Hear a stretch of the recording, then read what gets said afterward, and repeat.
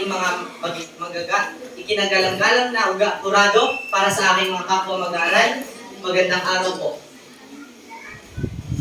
Isang makatang nagmula pa sa Tangke National High School, Radin and Bulacan, narito sa inyong harapan upang ihandog ang aking ginawang tula na ayon sa paksang sa pamayan ng nagdadamayan, sunog ay may iwasan. At aking itong pinamagatang sa kalagitnaan ng peligro, may pag-asa sa dulo.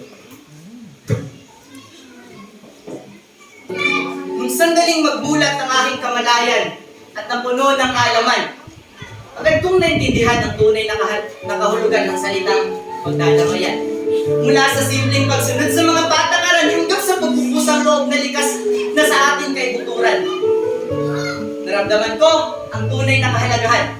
Mula sa payapa nating tahanan, sa kunang di inaasahan ay nararapat na ating paghandaan.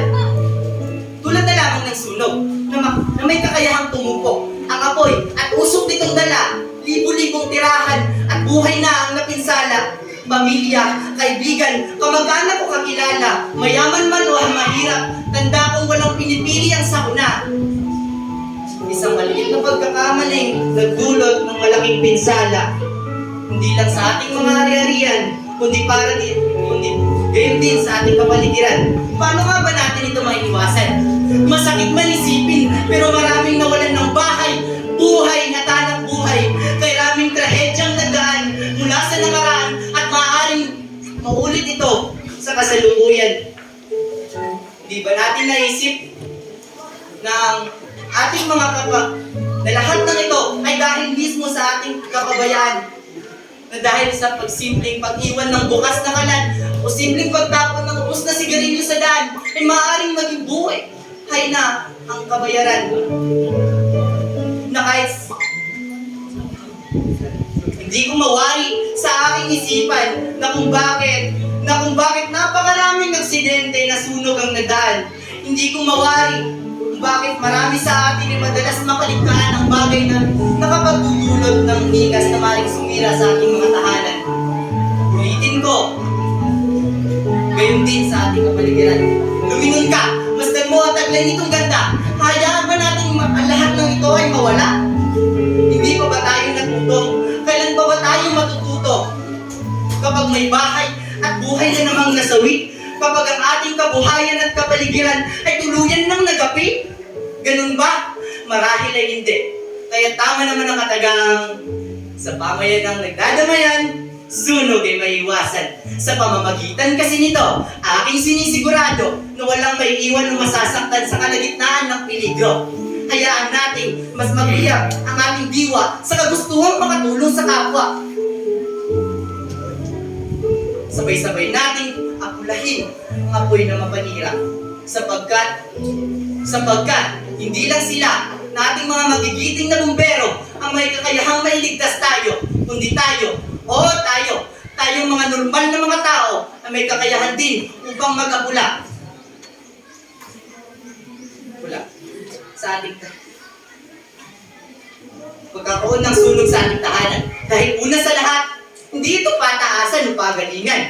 Hindi ito tungkol sa kung sino ang nauna o kung sino ang nahuli. Dahil umiikot ito sa kung paano tayo magtutulungan na kahit sa ilang taon pa ang ating pagitan, kahit anong henerasyon pa ang pinagmulan, protektahan ang bawat isa. Kailangan natin magkaisa upang tayo makabuo ng isang matatag na samahan kung saan ligtas tayo sa kapahamakan.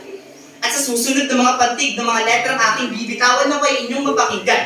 Sapagkat oras na upang ating pagnilay-nilayan ang mga dapat gawin upang masalba tayo sa posibleng kapahamakan. At sa bawat pahina na nagbubukas, salubungin natin ang magandang bukas, hindi pa itong wakas. Itatak natin sa ating mga isipan kung gaano kahalaga ang pagkakaroon ng isang daang presensya mula sa mga malapit sa atin hanggang sa mga taong hindi natin kakilala. Halina tulungan ng bawat isa, sabay tayong umangat kasama ang gabay ng ating mga magigiting na bumberong tagapangalaga. Halina't makiisa, panatilihin bukas ang ating pag-unawa upang ang mapangirang sunog ay gagaran nating mga pula bago pa man ito makapaginsala. Panatilihin papuri, alesto at alerto.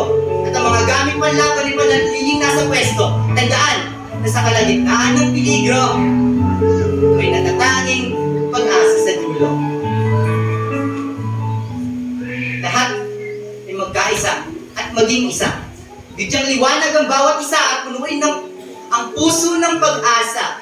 Dahil sa uli, ito ay magiging masaya kasama ang ating pamilya na makikita ang ganang ngiti